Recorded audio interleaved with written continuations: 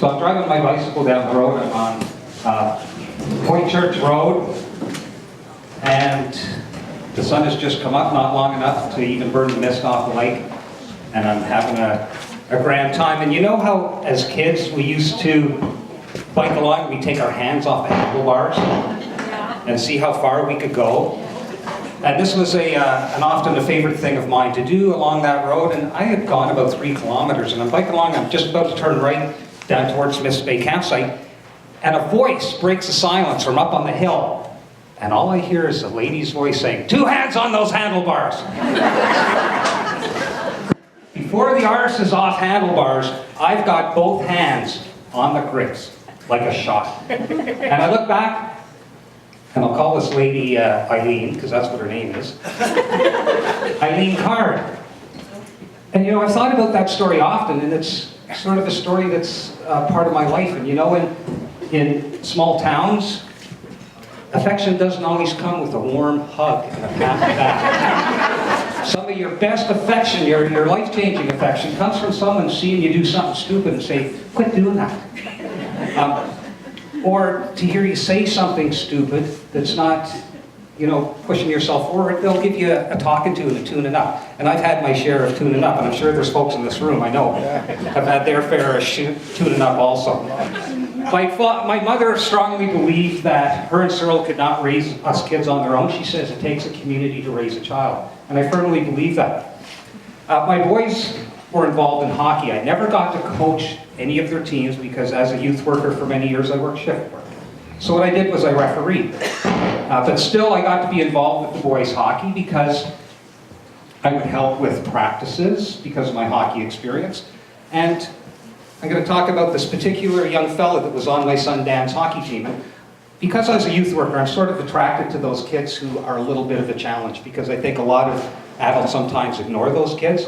They slide by. Not me. So I developed a friendship with this kid, and we'll call him Mike because it was a long time ago, and Mike's turned out to be quite a good adult, and I don't think he'd mind me using his name. There was one particular game that I was refereeing, and something had happened. And yeah, I give Mike a pretty good scolding because he is saying some things along the bench that he shouldn't have been saying, and basically I told him to shut up in so many words. And he did. So on the way home with Dan after the game, Dan's talking to me in the car, and he says, "Dad, Mike's upset about what you said to him."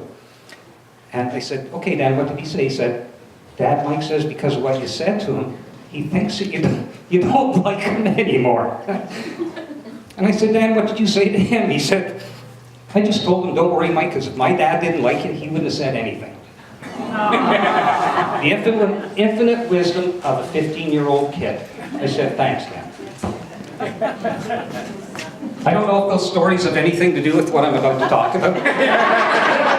Other than that's sort of a capsule of how I see myself fitting into my communities and how I've seen how the community has been so nice to fit into me.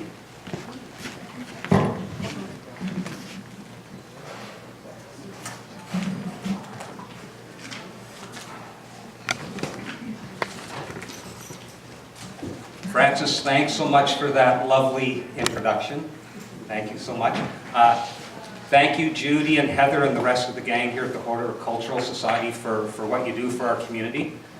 And you know what, while I've got the microphone, because it's my microphone, I want to thank everybody in this room because, one, the fact that you're here means that you're contributors to the community. And as someone mentioned earlier, the folks you see here, you see all over our community. So thanks to you all for the community that we all share together, because it's pretty cool.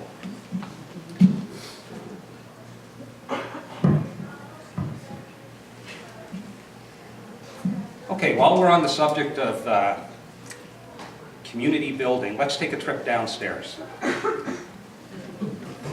It's right under our feet. This is the club room.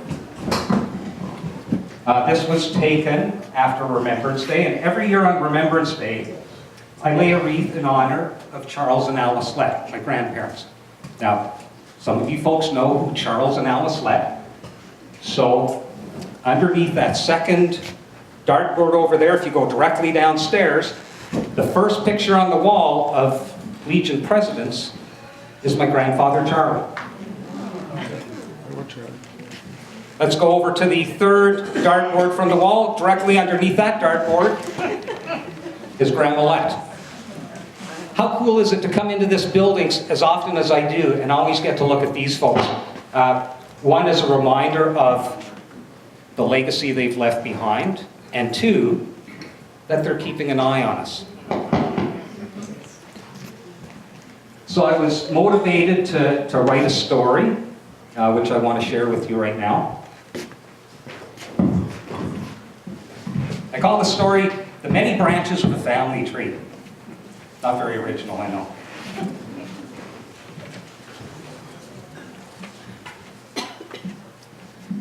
I don't remember much about Grandpa Charlie. As a matter of fact, I don't remember anything. I was 2 years old when he passed away. Perhaps it was the legend of his fame that had me thinking as a boy that I had first-hand knowledge of this man.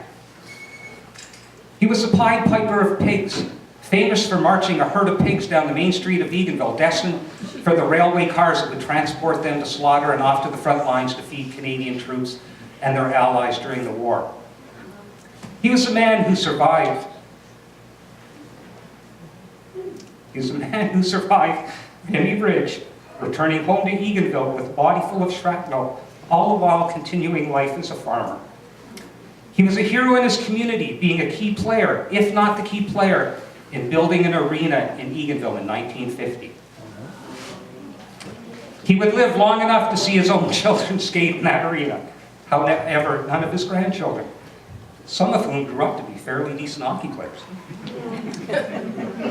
But for all his heroics and fame, the thing I am most thankful for was that whatever happened in years gone by, whether it be by natural selection or selective breeding or survival of the fittest or love at first sight, he would marry Alice Leach, and she would be our grandmother for many years to come. Grandma, or Grandma, was the type of lady that was so full of love that she shared unabashedly that she had every grandchild thinking he or she was her favorite. Of course, I knew for certain that I was. See how that worked? Grandma was an active member of the Legion's Lady Auxiliary. Grandma knitted, sewed, embroidered, and could make any garment, whether it be a pair of pants, a shirt, and often a prom dress or wedding gown. Every grandchild would receive a home-sewn quilt upon marriage. Grandma was the key to these quilt projects. However, at these times, she often called upon her sisters. Aunt Grace, Aunt Myrtle, and Aunt Kay were called in to help, and I always made it a point to drop by and visit when I knew this was happening. I have fond memories of taking part in Legion reading and speech festivals and being nervous and having the sight of Grandma there as one of the judges to comfort me. And no, she didn't give me a better mark. I have fonder memories of those days I would walk to her place beside the Baptist Church for lunch from Eganville District Public School to have her all to myself. She would make me whatever I wanted, and always it was mushroom soup and crackers. Grandma loved sports and was proud of the fact that all of her grandchildren played sports. She was a fan of the Toronto Blue Jays and never missed a Toronto Maple Leafs game. Charles and Alice had 7 children: Barbara, Betty, Irwin, Norman, Beverly, Nelson, and Bonnie. Each of them strong of personality and community contributors like their parents before them. What a sense of humor those two must have had, or maybe female names were hard to come by at the time, that they would name all of their strong of mind and values, confident, loving, and charismatic daughters with names starting with the letter B. Barbara, Betty, Beverly, and Bonnie. This would cause great amusement with my generations of cousin. However, that is another branch on a tree of family stories, best left to be told at another time. Or maybe not at all, Aunt Bev. Now, enter into the mix of Valley personalities this lad. Cyril Hinsberger would migrate from southern Ontario and become the first OPP officer stationed at CFB Foymount. Little did he know at the time that he would never get away, and we are thankful he didn't. We often joked as kids that a trap was set by this lady. As you can see by these photos, that Barbara, the oldest of Charlie and Alice, was quite a looker. Oh, jeez. Sorry, did I just say that about my mother? And she was, yeah. And yes, it was Mom's beauty and radiant smile that might initially have caught Dad's attention. However, it was the type of person she was and would prove to be that kept him forever. Barbara, in her adult life, would always have a love of anything political. She got involved in stuff. She would be the first female member of the Eganville Arena Commission, the first female hockey coach, and would spend 16 years a trustee with the Renfrew County Board of Education, twice doing stints as chairperson. When it came to community involvement, Cyril was no slouch himself. He would spend his adult life as a member of the Eganville Masonic Lodge.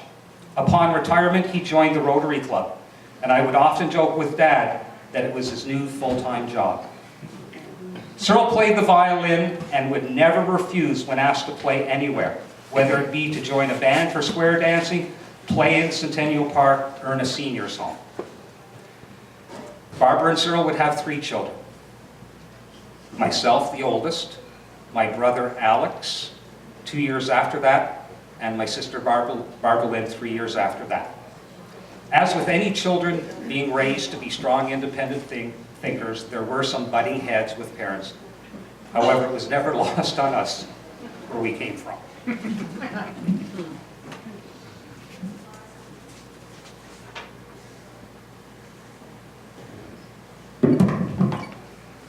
Mom and Dad were always very supportive of what we did. She let us kids know that we could do anything.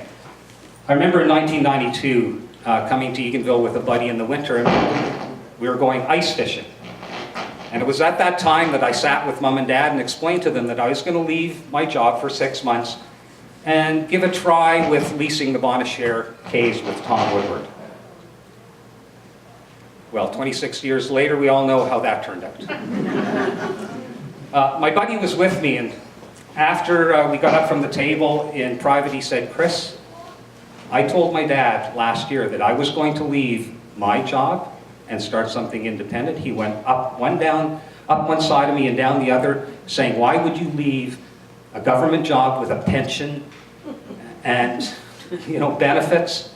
And he said, "Your mom and dad just said, 'Hey, that's nice, Chris. I'm sure it'll work out. Good luck.'" I said, "Yeah, Ribs, that's kind of the way they are."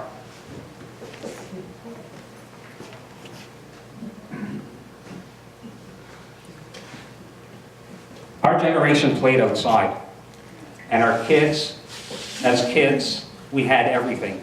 We had tennis rackets, we had canoes, we had ball gloves. I listened to a young lady last night, a generation behind me, introduce herself at a business get-together, and she explained that she was so happy that her parents forced her to play outside. It helped her development. Our parents didn't force us to play outside. We just did. It was our generation that played outside. And I remember we watched a Canadian Tire commercial, and it was called a Jiffy Rink, where you could fill up a big plastic bag of water and put it on the snow. So Dad said, "Let's get one of those." So as we're filling it up, well, because we were on sloping ground, it broke. So Dad had this idea that maybe if we took the snowshoes and flattened down the snow real hard and sprinkled it time and time again, we could build a rink. And that's exactly what we did. And we built a rink beside our house, and we had one beside the house for several years as kids growing up. It kind of stays in your blood, building rinks, and I didn't realize that it was in my blood till we had boys of our own. And sure enough, when they were old enough to skate, I built a rink beside the house. Well, of course, as the boys got bigger, they outgrew the rink. So then we moved through the bush onto the pond where I would continue to build a rink.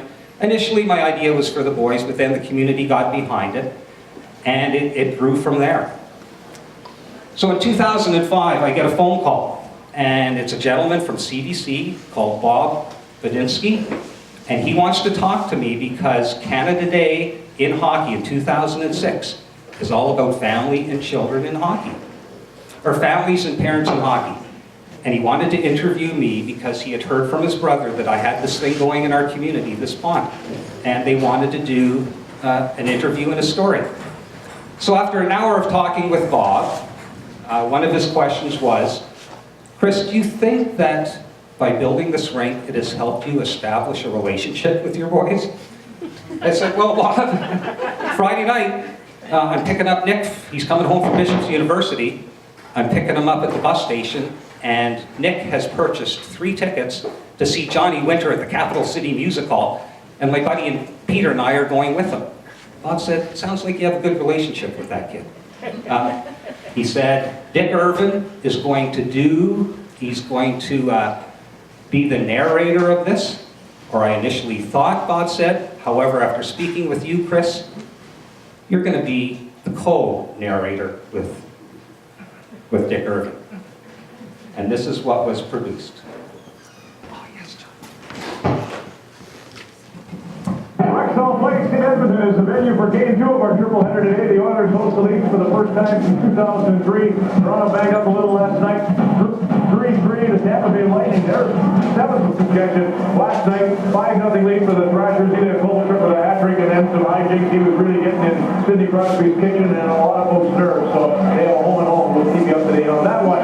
Meantime, New Year's Eve has become a big tradition for the NHL and for Hockey Night in Canada. But it's not just from the big show that you see some of the neat stories told. How about at the Chelsea skating rink? Let's go to Dick Irvin.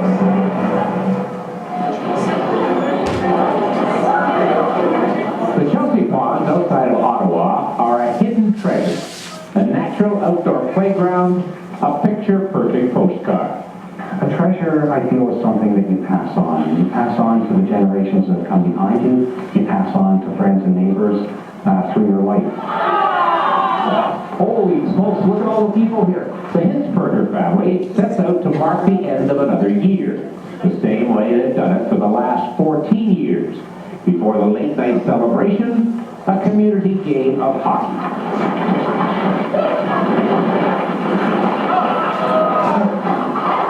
This is Chris Hinsberger's labor of love. Since his boys outgrew the front yard rink, he's tended to the sheet of ice. He does it winter long, putting in 20 hours a week. It's fun to have fun with your children. It's fun to work side by side with your children and accomplish things. And through our accomplishment and working on this pond, it has developed a relationship between us. Nick Hinsberger, the eldest son, is home from Bishop's University. His younger brother Dan is never far behind. They call these the Pond Hockey Holiday. As soon as school's up, every day we can, we get down on the ice and we just get a game going. Yeah, we've been calling it that since we were kids because that's all we do during Christmas holidays. To be able to do that without organized wrestling, without paying a fee, everybody chipping in at their own thing is really, that would be one of the biggest gifts now. The family's passion for the game on the pond is contagious. New Year's Eve, like just about every other day of the winter, draws dozens of kids and adults from the neighborhood. The rules are to be sensitive to the skill level of the players around you. When your buddy's coming down on you, you're not giving them an inch. But if that 7-year-old neighbor comes down on you, you might let them slip puck through your legs and go in on a breakaway. It removes the generation gap because it's something that we can share equally together.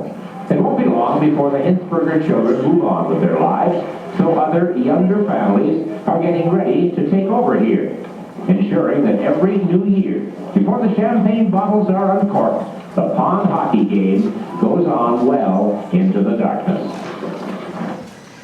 Where was that, Chris?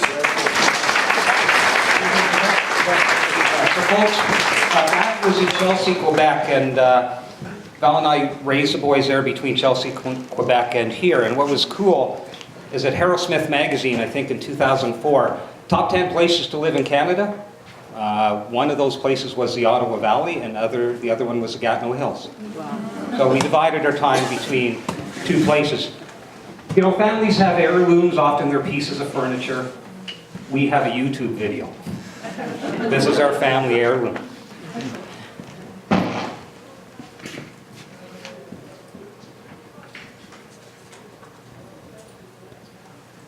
Okay, 2010.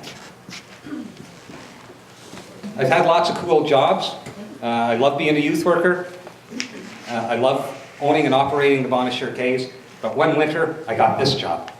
I got to drive the Zamboni. Now, when talking to people, I realize that all the men I know and 3/4 of the women I know want to drive the Zamboni. And I got to do that for one winter. Now, one of the perks of driving the Zamboni, of course, late at night, you can invite your favorite lady into the rink to ride your Zamboni. Cool night out, eh, honey? You have to come to the rink and get your picture taken on the Zamboni. That winter, something else would happen that was special to me. I would join a hockey team called the Ottawa Valley Heavy Pucks. We represent the Ottawa Valley at the Summit of the Arts Hockey Tournament, and we go there every Easter, and we have for the last 7 years. After 23 games, we have 2 wins, a tie, and 20 losses. Yeah, we make other teams feel good. Every team that goes to the Summit of the Arts Hockey Tournament is required to put on a musical performance. The first year we went, our musical performance was at the Alma Combo. True Ottawa Valley style. We sang, what's that song? Big Joe Muffraw and 2 Mac Beatty tunes. Can you imagine Lake Dory Waltz, rock and roll version? It was pretty cool. Something else that happened that was really cool is I wrote a poem. And I got to present it at the Alma Combo. Before we started singing, the first part of our presentation was me with my poem. I called it Ovally Connecting Dreams. So I read this poem, and what my heavy puck friends did, which was pretty cool, in between each verse there's a refrain or a chorus. And what they did was they started snapping their fingers. Now, those of you in the room that are school teachers know that a finger snapping can be pretty aggressive and angry, you know, or snapping your fingers to get someone's attention. Not always polite. However, a room full of gently snapping fingers can be water on a tent roof, water on a lake, rustling of the leaves. Let's try that. Loosen up your fingers. Let's get them in the air, up in the air. Okay, nice, nice. And my buddies did this on each chorus. And you folks are going to help me with this poem because each chorus, and it's not going to take much because as soon as I go like that, you're going to put your hands up. Hands up, snapping. There's the signal. Now the chorus goes like this. Water off, blade up. Water on, blade down. What that represents, when I was being taught to drive the machine, whenever you got to the end of the rink and you went over the ice that was already freshly groomed, you didn't want to go over and drop more water on it. So you turned the water off, you brought the blade up. As soon as you're back on the cut up ice, water on, blade down to start cutting the ice again. So folks, it goes like this. Water off, blade up, water on, blade down. Try that. Water off, blade up, water on, blade down. And you know what? Don't get all concerned. You can say water down, blade up. While you're snapping your fingers, it's still going to sound pretty cool. And you're going to get to do this 5 times. So what I suggest, after the first verse, when you're snapping your fingers, you're probably going to want to use 25% power. Because each time it comes to the end of the verse, you're going to crank up the snapping of the fingers until the very end. So let's have one quick practice. Water off, blade up, water on, blade down. Water on, water off, blade up, water on, blade down. Okay, excellent.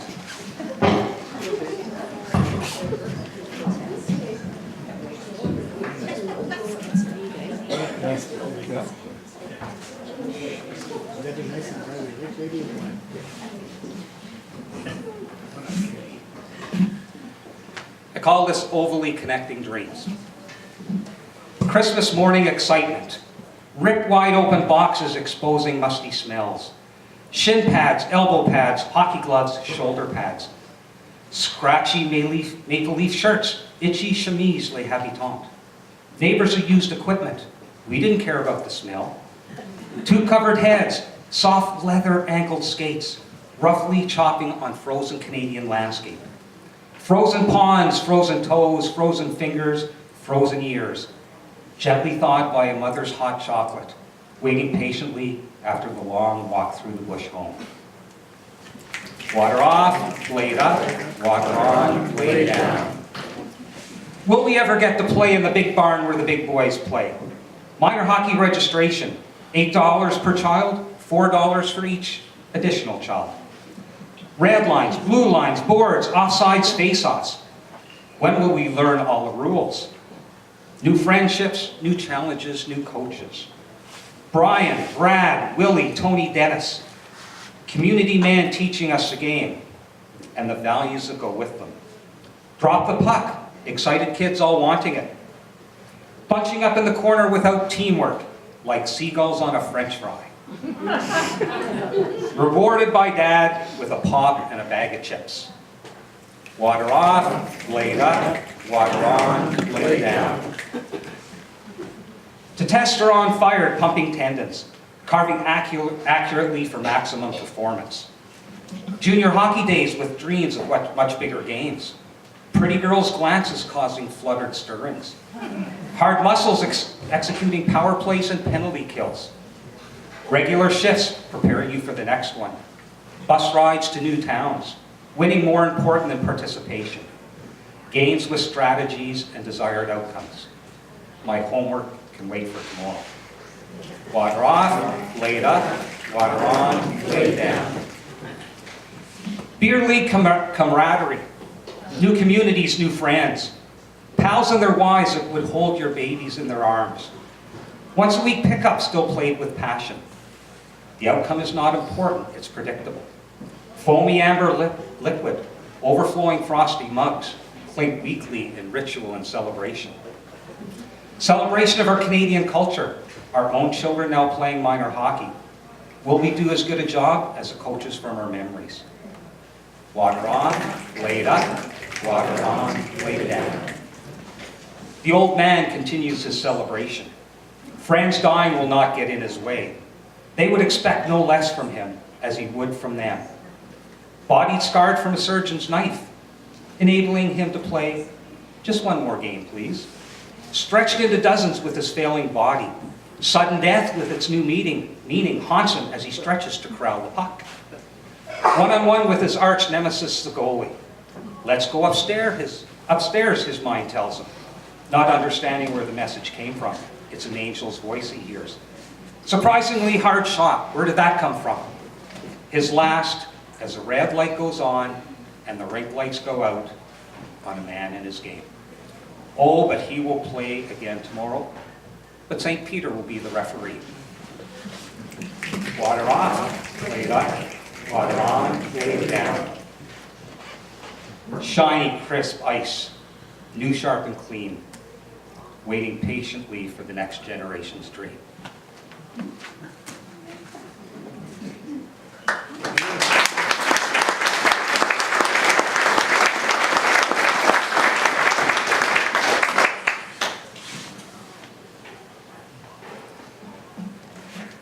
Folks, it's been a pleasure to be here this evening. I want to close with sort of, let's call them bricks in a foundation. I have many bricks in my foundation.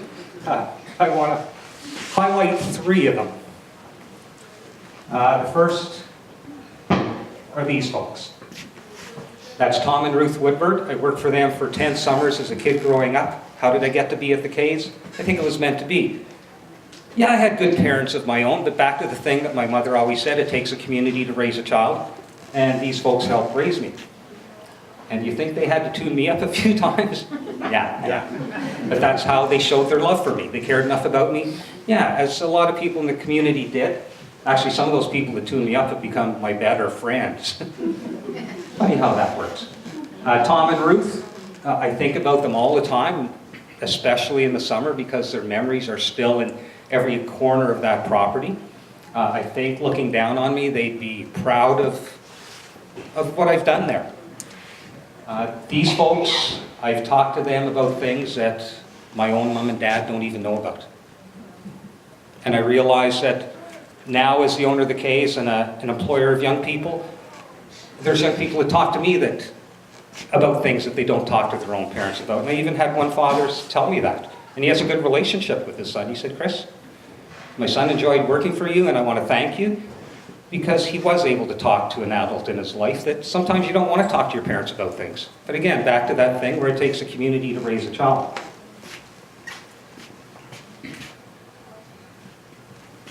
The next block in my foundation are these folks. Now, clearly, those of you that know Val know that she's not here tonight. I'm going to digress quickly to tell you a story of bad things happening and good things happening. This was our sort of celebration week. It was a Grey Cup. And we're all excited because our friends Debbie and Wally were coming from Winnipeg to spend the week with us. They're supposed to be here tonight with us, as was Val. They're just as excited about coming here to hear me talk about stuff as they were about the Grey Cup. Well, Saturday morning we found ourselves checking Wally into the Renfrew Victoria Hospital, and they discovered that he was failing. He had pneumonia. Today, taken by ambulance down to the Heart Institute. Val and Debbie are there with him today. And Val wasn't about to leave Debbie and Wally down there in the city they didn't know. So she said, Val, of course. Like there'll be other things like that. And I am recording it so that she will be able to see it. Marriage and relationships are sometimes compared to an iceberg. You know that, the bit above the water? You know, there's infatuation and maybe some lust and a certain connection at a cerebral level when you're young and you get married and you wonder, what's the rest of your life going to hold? Well, I'm fortunate because what was under the water was commitment to community, commitment to young people, strong values, and my wife, I thought was a good athlete before I married her. I realized that she's an excellent athlete, and it's her, that kind of thing that has kept me going. As you know, I like sports, but my wife is an excellent athlete, and I think we encourage each other. Spending the weekend with our son Nick at the Grey Cup, and Nick and Dan and I and their mother, we're kind of friends now. And Nick brought up this weekend, he says, you know, Dad, when you were raising us, you often would say to us that you weren't raising us to be your friends. I said, Nick, I would say that to you often, and it was times of tension where I had to lay down the law as a father. And I said, you know what, you guys, I'm not raising you guys to be my friends. I have plenty of friends. If you have to be my friends when you grow up, that's going to be a nice side effect of raising you boys to be good men. And these lads are good men, and as a result, they are friends. But I'll always be their father.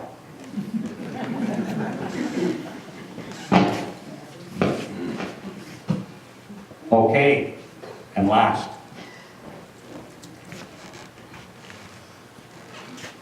The Vulture Caves deserve to have the best interpreters and presenters I can get my hands on. Something was said early in our ownership that was very empowering to me, and I'm going to call them out here. And I was at the museum, and John Stewart introduced me to some people, and he introduced me as, this is a man who owns our caves. And he hit the nail right in the head.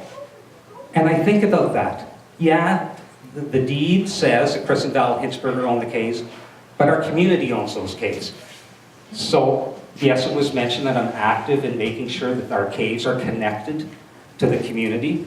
I'm making sure that those special promotions will bring people to the caves, but I also know that when people come to an area, yeah, they just don't visit the caves. They circulate, and that gives young people jobs. And some of those young people are sitting at the table back there. And what they do is, because they're so good at their jobs, their frontline service is so excellent, that I don't have to be running around problem solving. I get to do things like organize the Old Eagles, I organize the Wednesday night biking group, cook chili for the Farmers Market Chili Cook-Off, and I get to do presentations like this at the Horticultural Society. Folks, thanks for being here tonight, and thank you for your participation in my poem. I salute you.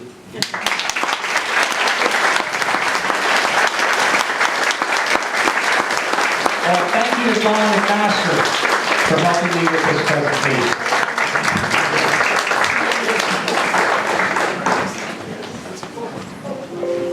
I've got a little something.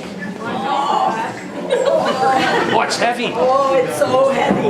Fossil rocks. Thank you very much for your amazing presentation. And I think I might like to drive a Zamboni sometime. Thank you. Thank you, Francis.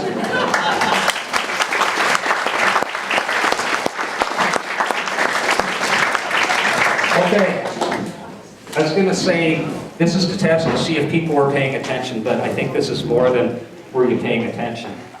This, you would have to have some insight into what was going on up here. So, here's the trick question. During the poem, Ovally Connecting Dreams, there were a series of pictures. In those pictures, there were lots of brothers pictured. There was one set of brothers that appeared in 3 of those pictures. You don't have to know their first names, you just have to know their last name. Who said Bishop? Yeah. Oh, good for you. Doug and Dave Bishop. Don, I was waiting for you to yell at him. Doug and Dave Bishop were in our midget picture from 1973. Doug and Dave played junior B hockey in Renfrew with me, and they also played with the Old Eagles. So you get... War. Okay. There you go. Thanks a lot, folks.